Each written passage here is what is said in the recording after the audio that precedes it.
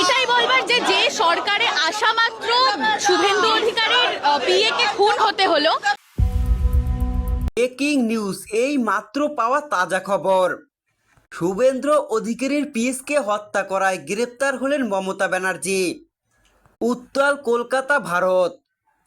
বিস্তারিত সম্পূর্ণ জানতে হলে ভিডিওটি না টেনে দেখতে থাকুন শেষ পর্যন্ত।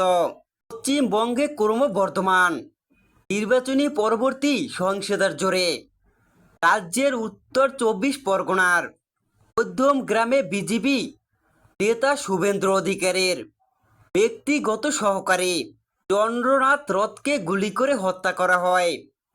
এই ব্যক্তি দীর্ঘদিন ধরে শুভেন্দ্র অধিকারীর সাথে অত্যন্ত গুরুত্ব সহকারী ছিলেন, যা নিয়ে এখন নেট দুনিয়া ও রাজনীতি অঙ্গন সব জায়গায় ঝড় উঠছে।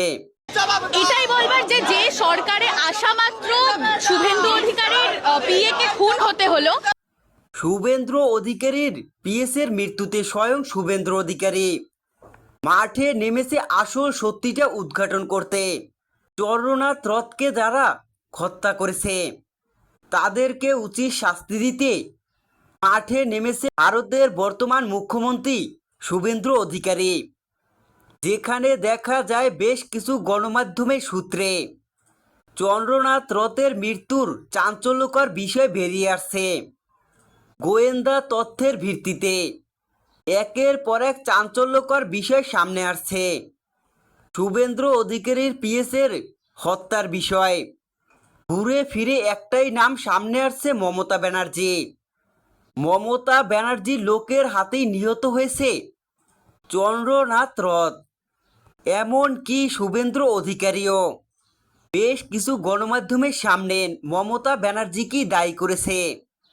তো বন্ধুরা, একের পর এক যে চাঞ্চল্যকর বিষয় সামনে আসছে তাতে তো মমতা ব্যানার্জি ফেঁসে যাচ্ছে। এবার কি তাহলে অবশেষে মমতা ব্যানার্জি শুভেন্দ্র অধিকারীর পিএসের হত্যার মামলায় গ্রেপ্তার হবে? তোমাদের কি মনে হয়? কমেন্ট করে অবশ্যই জানাও।